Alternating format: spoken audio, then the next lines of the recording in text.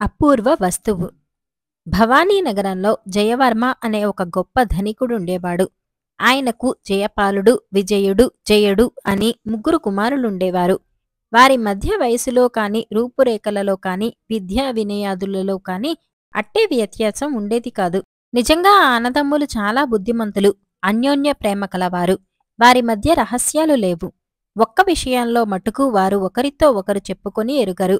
అదేమంటే వారు ముగ్గురూ కూడా భవానీ నగరపు రాజకుమార్తెను ప్రేమించారు.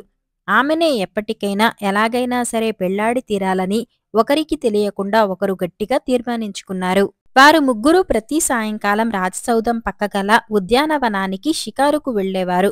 వారు వెళ్లే వేళకు రాజకుమార్తె నిరుపమాదేవి రాజభవనం పైన విహారం చేస్తూ వారికి కనిపించేది. ఒక్కొక్క రోజు ఆమె వీణ వాయిస్తూ సాంధ్యారాగాలు ఆలాపన చేయటం కూడా వారికి వినిపించేది. కాని ఆ అన్నదమ్ములు మటుకు తమలో తాము రాజకుమార్తెను గురించి ఎన్నడూ మాట్లాడుకునేవారు కారు. ఇలా కొంతకాలం గడుస్తూ ఉండగా ఒకనాడు జయవర్మ తన కుమారులను ముగ్గురును పిలిచి ఈ విధంగా హెచ్చరించాడు. కుమారులారా, నేను వృద్ధుడనైపోయాను. నేను సంపాదించిన ధనంతో మీరు సుఖంగా జీవించవచ్చు. కాని అది పురుష లక్షణం కాదు. మీకు వివాహం చేసుకునే వయసు దగ్గర పడింది. వివాహానంతరం మీకు వేరువేరు సంసారాలు ఏర్పడతాయి. బిడ్డలు కలుగుతారు. క్రమంగా ధనం తరిగిపోగలదు. అందుచేత మీరు పురుష ధర్మంగా దేశ పర్యటన చేసి ధనం ఆర్జించండి. తర్వాత వివాహాలు చేసుకుని హాయిగా గృహస్థాశ్రమంలో ప్రవేశించండి. పితృవాక్య పాలకులై ఆ యువకులు తండ్రి చెప్పిన ఈ మంచి సలహాను శిరసావహించిన వారై మంచి ముహూర్తాన కొంత ధనంతో ఇల్లు వెడలి ఉత్తరాభిముఖులై బయలుదేరారు. ఒక రోజల్లా నడిచి మహావటమనే సంతనగరం చేరారు. ఈ సంతలో అన్నదమ్ములు ముగ్గురూ తమకు నచ్చిన సరుకులను కొన్నారు. ఆనాడు శివరాత్రి. మర్నాడు ఉదయం బయలుదేరి ముగ్గురూ మూడు దిక్కులా వెళ్లిపోయి మళ్లీ వచ్చే శివరాత్రి నాటికి ఇక్కడే ఈ మహావటం సంతలోనే కలుసుకునేటట్టు నిర్ణయం చేసుకున్నారు. చూస్తుండగానే వారాలు, నెలలు గడిచాయి. మళ్లీ శివరాత్రి వచ్చింది. మహావటంలో సంత గొప్పగా జరుగుతుంది. ఎన్నడూ రాని అపూర్వ వస్తువులెన్నో ఆ ఏడు సంతకు వచ్చాయి. అందరిలోకి చిన్నవాడైన జయుడు అనుకున్న ప్రకారం సంత వద్దకు చేరుకున్నాడు. గడిచిన సంవత్సర కాలంలో అతను ఎంతో ధనం ఆర్జించాడు. అందుచేత అన్నలు వచ్చేలోపుగా తన దగ్గర ఉన్న డబ్బులో కొంత ఖర్చు చేసి ఏదైనా అపూర్వ వస్తువు కొందామనుకున్నాడు. ఎన్నో వస్తువులు కనిపించాయి. వాటిలో ఒకటి జయుణ్ణి ఆకర్షించింది. అదొక నిమ్మపండు. కాని అది మామూలు నిమ్మపళ్లలాంటిది కాదు. ఎవరు ఎలాంటి భయంకర వ్యాధితో బాధపడుతున్నా సరే ఆ పండు కోసి నోట పిండితే తక్షణం ఆ వ్యాధి నయమవుతుంది. 1000 వరహాలకు ఆ నిమ్మపండును కొని జయుడు అన్నల కోసం సంతలో ఎదురుచూడసాగాడు. ఆ రోజునే విజయుడు కూడా అనుకున్న ప్రకారం అక్కడికి తిరిగి వచ్చాడు. అతనికి కూడా వ్యాపారం అచ్చి వచ్చింది. అతను కూడా సంతలో ఒక అపూర్వ వస్తువును 1000 వరహాలిచ్చి కొన్నాడు. అదేమిటంటే ఒక తివాసి. అయితే మామూలు తివాసీ మటుకు కాదు. దానిమీద కూర్చొని ఎక్కడికి పోవాలంటే అక్కడికి క్షణంలో పోవచ్చు. అందరికన్నా పెద్దవాడు జయపాలుడు కూడా ఆ రోజే తిరిగి వచ్చాడు. అతని వద్ద కూడా చాలా ధనం పోగైంది. అతను కూడా ఎన్నో అపూర్వ వస్తువులను బేరం చేశాడు.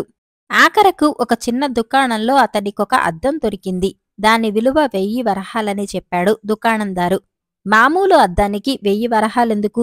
ఈ అద్దంలో గల విశేషమేమిటి అని అడిగాడు జయపాలుడు. అయ్యా, ఇది అందం చూసుకునే అద్దం కాదు. మీరు ఎవరిని తలుచుకుని ఈ అద్దంలోకి చూస్తే వారు ఆ క్షణాన ఉన్న స్థితిలో కనిపిస్తారు అన్నాడు దుకాణదారు. జయపాలుడి మనస్సు చటుక్కున్న నిరుపమాదేవి వైపు పోయి ఆమెను ఒకసారి చూడాలన్న అభిలాష కలిగింది. అతను సంకోచించకుండా దుకాణదారుకు 1000 వరహాలు ఏంచి ఇచ్చి అద్దం పుచ్చుకున్నాడు. నిరుపమాదేవిని తలుచుకుని అద్దంలోకి చూశాడు. మరుక్షణమే అతనికి భరించరానంత బాధ కలిగించి గుండె బరువెక్కింది. ఎందుకంటే ఆ అద్దంలో జయపాలుడికి రాజకుమార్తె కనిపించింది. కాని ఆమె మరణ బాధలో ఉంది. వైద్యుడు నాడి పరీక్షించి పెదవి విరిచి తల అడ్డంగా తిప్పుతున్నాడు. ఆమె జీవితం క్షణాలలో ఉంది. చూస్తే తాను సరిగా ఒక్కరోజు ప్రయాణపు దూరంలో ఉన్నాడు. కాని తను వెళ్లేసరికి అంతా అయిపోయేలా ఉంది. చెమ్మగిల్లి సరిగా కనిపించని కళ్లతో దుఃఖం చేత తూలుతూ జయపాలుడు దుకాణం దాటి కొద్ది దూరం వచ్చాడో లేదో విజయుడు అతనికి ఎదురై అన్నా అని పలకరించాడు. జయపాలుడి ప్రాణం కొంత తేరుకున్నది. చూడు విజయ అంటూ తను అద్దంలో రాజకుమార్తె దుస్థితిని అతడికి చూపి, ఇటువంటి ఘోర సమయంలో మనం ఇంత దూరాన ఉండిపోయాం. అదే నా విచారం అన్నాడు. నీకా భయం వద్దు అంటూ విజయుడు చంకలో ఉన్న తెవాసీ విప్పి నేలమీద పరుస్తూ దీనిమీద కూర్చో, ఒక క్షణంలో మనం ముగ్గురం రాజకుమార్తె శయ్య వద్ద వాలవచ్చు అన్నాడు. జయపాలుడికి మరికొంత ఉత్సాహం వచ్చింది. పరచిన తివాసీ మీద వాళ్ళిద్దరూ ఆసీనులు కాబోతున్న సమయంలో అన్నలారా అంటూ జయుడు వచ్చాడు. మాట్లాడటానికి వ్యవధి లేదు. తివాసీ మీద కూర్చో, నిరుపమాదేవిని ప్రాణంతో ఉండగా వెళ్ళి చూద్దాం అన్నాడు విజయుడు. మారు మాట్లాడకుండా జయుడు తివాసీ మీద కూర్చున్నాడు. మరుక్షణం వారు భవానీపుర రాజసౌధంలోని నిరుపమాదేవి మరణశయ్య పక్కన ఉన్నారు. జయుడు ఆమె సమీపానికి వెళ్లి తన వద్ద ఉన్న నిమ్మపండును కోసి పాలిపోయిన ఆమె పెదవుల మధ్య రసాన్ని పిండాడు. మరుక్షణమే రాజకుమార్తెలో ఆశ్చర్యకరమైన మార్పు కలిగింది. కొద్ది క్షణాలలో ఆమె కళ్ళు తెరిచి లేచి కూర్చున్నది. అక్కడ ఉన్న వారంతా ఆనందాశ్రువులు రాల్చారు. రాజబంధువుల ఆనందం కన్నా సోదరుల పట్ల రాజుగారు కనపరిచిన కృతజ్ఞత అపారమైనది. ఆయన ముగ్గురు సోదరుల చేతులు పట్టుకుని, నాయనలారా, మీరు నా కుమార్తెను బతికించటానికి స్వర్గం నుంచి అవతరించిన దేవతలు కాని మానవ మాతృలు కారు. మీరు నా ఎంటనే ఉండి నా కుమార్తె వివాహం అయ్యే వరకు నా ఆతిథ్యం స్వీకరించాలి అన్నాడు. అన్నదమ్ములు సమ్మతించారు. అయితే ఒక చిక్కు వచ్చిపడింది. తన కుమార్తె వ్యాధి కుదిర్చిన వారికి ఆమెనిచ్చి వివాహం చేస్తానని రాజు చాటించి ఉన్నాడు. ఆ ప్రకారం ఈ ముగ్గురిలో ఎవరో ఒకరికి ఆమెనిచ్చి వివాహం చేయటానికి రాజు నిశ్చయించాడు. ఈ గౌరవం ముగ్గురిలోనూ ఎవరికి దక్కుతుందో నిర్ణయించమని రాజు మంత్రిని పురమాయించాడు. అయితే ముగ్గురి కథనము విన్న మీదట మంత్రి కూడా అయోమయంలో పడ్డాడు. రాజకుమార్తె ప్రాణం కాపాడిన వారు ముగ్గురిలో ఎవరైనట్టు? జయపాలుడు తన అద్దంలో కనిపెట్టకపోతే నిరుపమాదేవి వ్యాధిని గురించి వారికి తెలిసి ఉండదు. విజయుడి తివాసీ సహాయం లేకపోతే వారు సమయానికి రాగలిగి ఉండరు. వచ్చినప్పటికీ జయుడి నిమ్మపండు లేకపోతే ఆమె వ్యాధి నివారణ అయి ఉండదు. పోనీ రాజకుమార్తెను ఎవరు పెళ్లాడతారో మీలో మీరు తేల్చుకుని చెప్పండి అని అన్నదమ్ములను అడిగితే ఎన్నడూ తగువులాడని ఆ సోదరులు ఆమెను నేనే పెళ్లాడాలంటే నేనే పెళ్లాడాలని వాదించసాగారు. మహాప్రభు, ఇది తార్కికుల వల్ల కాని తేలదు. సభ ఏర్పాటు చేసి తార్కికుల నుంచి సమస్యకు పరిష్కారం కోరుదాం అన్నాడు మంత్రి. రాజు సరేనన్నాడు. కొద్ది రోజులలో సభ ఏర్పాటైంది. రోజుల తరబడి వాగ్వాదాలు జరిగాయి. అయినా సమస్య ఉన్న చోటనే ఉండిపోయింది. చిట్ట చివరకు రాజకుమార్తె నిరుపమాదేవి జోక్యం కల్పించుకుని ఈ సమస్యను పరిష్కరించే మార్గం సూచించటానికి తనకు కూడా అవకాశం ఇవ్వమని సదస్యులను వేడుకున్నది. తాము పరిష్కరించలేని సమస్యను ఆమె పరిష్కరిస్తుందా అని తార్కికులు ఆశ్చర్యపడ్డారు. మీరంతా కూడా తప్పుతోవను ఆలోచిస్తున్నట్టు నాకు తోస్తుంది. నా ప్రాణం కాపాడటానికి ఈ ముగ్గురు సోదరులలో ఎవరు ఎక్కువ బాధ్యులనే విషయం మీరు వితర్కిస్తున్నారు. ముగ్గురు సమంగానే బాధ్యులు. అయితే ఒక ముఖ్యమైన విషయం మీరు ఉపేక్షించారు. అదేమిటంటే నా కోసం ఎవరు ఎక్కువ త్యాగం చేశారనేది. జయపాలుడి అద్దం, విజయుడి తివాసి, జయుడి నిమ్మపండు మూడు నాకు ప్రాణదానం చేశాయి. అయితే జయపాలుడి అద్దం జయపాలుడికి ఉన్నది. దానిలో ఆయన ఇతరులను చూడవచ్చు. విజయుడి తివాసి విజయుడికి ఉన్నది. దానిపైన ఆయన ఇతర స్థలాలకు వెళ్లవచ్చు. కాని జయుడి నిమ్మపండు ఖర్చయిపోయింది. దానితో ఆయన మరెవర్నీ బతికించుకోలేడు. నాకు భర్త కాగలవారెవరో తమరందరూ ఆలోచించి ఇప్పుడు నిర్ణయించండి అన్నది రాజకుమార్తె. నిరుపమాదేవి బుద్ధి సూక్ష్మతకు అందరూ హర్షించారు. ఆమెకు జయుడికి వైభవంగా వివాహం జరిగింది. జయుడు తనకు అన్ని విధాలా తోడ్పడిన అన్నలిద్దరినీ గొప్పగా గౌరవించాడు. తన కుమారులు ఈ విధంగా ప్రయోజకులైనందుకు జయవర్మ కూడా సంతోషించాడు. తారవలోకుడు. పూర్వం శిభిదేశాన్ని చంద్రవాలోకుడనే రాజు పరిపాలిస్తూ ఉండేవాడు. ఆయన భార్య చంద్రలేఖ. ఆయన వద్ద కువలయాపీడమనే ప్రఖ్యాతి గల ఏనుగు ఒకటి ఉండేది.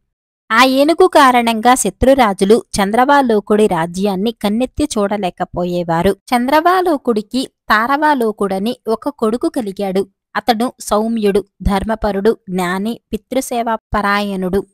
అన్నిటినీ మించి అతను మహాదాత. తారవాలోకుడికి యుక్తవయసు రాగానే అతని తండ్రి అతనికి మద్రరాజు కూతురును మాద్రి అనే దాన్ని తెచ్చి పెళ్లి చేసి యువరాజుగా అతన్ని అభిషేకించాడు. యువరాజైనది మొదలు తారవలోకుడు దానసత్రాలు ఏర్పాటు చేశాడు. నిద్రలేస్తూనే అతను కువలాయాపీడాన్ని ఎక్కి దానపాత్రులైన వారి కోసం వెతుకుతూ తిరిగేవాడు. దాతగా అతని కీర్తి దశదిశలా వ్యాపించింది. కొంతకాలానికి మాద్రి కవల పిల్లలను కన్నది. వాళ్లకు రామలక్ష్మణులని పేరు పెట్టుకున్నారు. వాళ్ళంటే తాతకు, అవ్వకు, తండ్రికి, తల్లికి ఎంతో ముద్దు. తారావలోకుడి కన్నా కీర్తిమంతుడు, అదృష్టవంతుడు ప్రపంచంలో ఉండడని చూసేవారికి అనిపించింది. ఇది చూసి అతని శత్రువులు ఓర్చలేకపోయారు. వారు కొంతమంది బ్రాహ్మణులను పిలిచి, మీరు తారావలోకుడి వద్దకు వెళ్లి కువలయ పీడమనే ఏనుగును దానంగా యాచించండి. ఆ ఏనుగును అతను మీకు దానం ఇచ్చినట్టయితే అతని బలం తరిగిపోతుంది. ఆ పైన అతని రాజ్యాన్ని మేము సులువుగా కాచేస్తాం. అతనా ఏనుగును మీకు దానంగా ఇవ్వని పక్షంలో అతనికున్న మహాదాత అనే కీర్తి కాస్త మాసిపోతుంది అన్నారు. బ్రాహ్మణులు ఈ కుతంత్రాన్ని సమ్మతించి తారావలోకుడి వద్దకు వెళ్లి తమకు కువలయ పీడాన్ని దానంగా ఇవ్వవలసిందని అతన్ని కోరారు. ఆ బ్రాహ్మణులకు ఏనుగుతో ఏ విధమైన ప్రయోజనమూ ఉండదని, ఎవరో దుర్మార్గులు వీరినిలా కోరమని పురికొల్పి పంపారని తారావలోకుడు గ్రహించాడు. కాని తన బొందిలో ప్రాణం ఉండగా యాచకుడికి లేదని చెప్పటం అతనికి సమ్మతం కాదు. అందుచేత అతను ఆ బ్రాహ్మణులకు కువలయ పీడాన్ని ఇచ్చేశాడు. బ్రాహ్మణులు ఏనుగును పట్టుకుపోతుండగా పౌరులు చూసి మండిపడ్డారు. ఆ రాజ్యానికి రాజొకడు ఉన్నప్పటికీ పరిపాలన పౌరస్వామికం. రాజు ప్రజల ఇష్టాన్ననుసరించే పాలించాలి. అందుచేత పౌరులు చంద్రావలోకుడి వద్దకు వెళ్లి, రాజా, నీ కుమారుడు రాజ్యం చేయాలని కోరుతున్నట్టు కనపడదు. శత్రువులకు పక్కలో బల్లంగా ఉన్న కువలయ పీడాన్ని ఎవరికో దానం చేశాడు. ఆ ఏనుగును తిరిగి తెప్పించు, లేదా నీ కొడుకును అడవికి వెళ్లి తపస్సు చేసుకోమను. ఏదీ కాకపోతే మేము మరొక రాజును ఏర్పాటు చేసుకుంటాం అని చెప్పారు. ప్రజలు అంటున్న మాటలను చంద్రావలోకుడు తన కొడుకుకు తెలియపరచాడు. ఏనుగును నేను దానం చేసేశాను. అది ఇక రాదు. ఎవరు ఏది అడిగినా నేను ఇచ్చి తీరుతాను. పౌరుల అధీనంలో ఉండే ఈ రాజ్యం నాకెందుకు? ఇతరులకివ్వటానికి నాకు అధికారం లేని సిరి సంపదలు మాత్రం దేనికి? నేను అడవికి వెళ్లి ఉంటాను అన్నాడు తారావలోకుడు. అతను నారబెట్ట కట్టి తన భార్యను, కొడుకులను వెంట పెట్టుకుని ఆ పసివాళ్ల కోసం ఒక గుర్రాల బండిని మాత్రం తీసుకుని వనాలకు బయలుదేరాడు. దారిలో మళ్లీ కొందరు బ్రాహ్మణులు దాపరించి బండికి కట్టిన గుర్రాలివ్వమని తారావలోకుణ్ణి యాచించారు. అతను కాదనక బండి నుంచి గుర్రాలను విప్పి వారికిచ్చేసి తన భార్యతో సహా తాను బండిని ఈడుస్తూ ముందుకు సాగాడు. పిల్లలను బండిలో ఉంచి బండిని లాగుతూ అడవిదారిన వెళ్లే ఆ దంపతులు అలసిపోయి సేద తీర్చుకోటానికి ఒక చోట ఆగేసరికి ఇంకొక బ్రాహ్మణుడు వచ్చి తనకు ఆ బండినివ్వమని యాచించాడు. తారావలోకుడు నిర్వికారంగా ఆ బండిని ఆ బ్రాహ్మణుడికిచ్చేసి తన భార్యను, కొడుకులను వెంట పెట్టుకుని తపోవనానికి చేరుకున్నాడు. అక్కడ వాళ్లు చెట్ల నీడనే ఇల్లుగా నివసించసాగారు. ఒకనాడు మాద్రి తన భర్త కోసం పళ్ళు పూలు తీసుకురావటానికి బయటకు వెళ్లిన సమయంలో వారి పర్ణశాలకొక ముసలి బ్రాహ్మణుడు వచ్చి తారావలోకుణ్ణి, రామలక్ష్మణులను చూసి ఆ పిల్లలిద్దర్నీ తనకివ్వమని యాచించాడు. విధి నా ధైర్యాన్ని నిరుగార్చటానికే చూస్తున్నది. పిల్లలను దానం చేసిన బాధకైనా తట్టుకోగలను, కాని అడిగిన వాడికి లేదన్న బాధకు తట్టుకోవటం నాకు సాధ్యం కాదు అనుకొని తారావలోకుడు ఆ ముసలి బ్రాహ్మణుడికి తన కొడుకులనిద్దరినీ ఇచ్చి తీసుకుపోమన్నాడు. రామలక్ష్మణుల ఆ బ్రాహ్మడి వెంట వెళ్లటానికి ఒప్పుకోక మొరాయించారు. ఆ బ్రాహ్మణుడు ఆ పసివాళ్ల చేతులను అడవి తీగలతో కట్టి కొట్టుతూ తోలుకుపోసాగాడు. పాపం వాళ్లు అమ్మా అని ఆక్రోశిస్తూ కళ్ల వెంట కన్నీరు కార్చుతూ వెనక్కు తిరిగి తండ్రిని చూస్తూ ఆ బ్రాహ్మణుడి వెంట వెళ్లిపోయారు. కొంతసేపటికి మాద్రి పూలు, కాయలు, దుంపలు తీసుకుని కుటీరానికి వచ్చింది. తన భర్త తల వంచుకుని కూర్చుని ఉండటం ఆమె చూసింది. కాని పిల్లలు కనిపించలేదు. వాళ్లు ఆడుకునే మట్టి గుర్రాలు, మట్టి రథాలు మొదలైన బొమ్మలు చిందరవందరగా పడి ఉన్నాయి. ఆమెకు గుండె గుబుక్కుమన్నది. అయ్యో, పిల్లలేరి అన్నదామె. నీ కొడుకులను ఒక దరిద్ర బ్రాహ్మణుడు యాచకుడికిచ్చేశాను అని తారావలోకుడు చిన్న గొంతుతో అన్నాడు. వెంటనే ఆమెకు ఎక్కడిలేని ధైర్యము వచ్చినట్టయింది. ఆమె ఎంతో శాంతంగా, మంచి పని చేశారు, యాచకుణ్ణి వట్టి చేతులతో ఎలా పంపటం అన్నది. ఆమె అన్న మాటలకు ఇంద్రుడి సింహాసనం ఊగిపోయింది. మాద్రి తారావలోకుల దానశక్తికి తన లోకం చలించినట్టు గ్రహించి ఇంద్రుడు బ్రాహ్మణ రూపం ధరించి తారావలోకుడి ఆశ్రమానికి వచ్చి అతని భార్య అయిన మాద్రిని అతనికి ఇవ్వమని యాచించాడు. తన భార్యను దానం చేయటానికి తారావలోకుడు నీరు తెచ్చాడు. అయ్యా, నీకు ఈ భార్య ఒక్కతే కదా మిగిలినది, ఈమెను కూడా ఇచ్చేసి ఆ తర్వాత ఏం సాధిస్తావు అని ఇంద్రుడు తారావలోకుణ్ణి అడిగాడు. నేనేమి సాధించకోరను. నాకున్న కోరిక ఒకటే, బ్రాహ్మణులకు లేదనను. నా ప్రాణమైనా ఇచ్చేస్తాను అన్నాడు తారావలోకుడు. ఇంద్రుడు తన అసలు రూపంతో ప్రత్యక్షమై, నాయనా, నీ భార్య నాకవసరం లేదు. నీవు త్వరలోనే విద్యాధరులకు చక్రవర్తివి కాబోతున్నావు అని చెప్పి అంతర్ధానమయ్యాడు. ఈ లోపల రామలక్ష్మణులను యాచించి పట్టుకుపోయిన ముసలి బ్రాహ్మణుడు దైవికంగా చంద్రావలోకుడుంటే పురానికే వెళ్లి అక్కడ వీధిలో వాళ్లను అమ్మటానికి ప్రయత్నించాడు. పౌరుల కుర్రవాళ్లను గుర్తుపట్టి వాళ్లతో పాటు ఆ ముసలి బ్రాహ్మణుణ్ణి కూడా పట్టుకుని రాజు దగ్గరకు తీసుకుపోయారు. చంద్రావలోకుడు జరిగినదంతా ఆ బ్రాహ్మణుడి ద్వారా తెలుసుకుని తన కొడుకు దాతృత్వం తలచుకుని రాజ్యం మీద విరక్తి చెంది వనానికి పోయి తపస్సు చేసుకుందామనుకున్నాడు.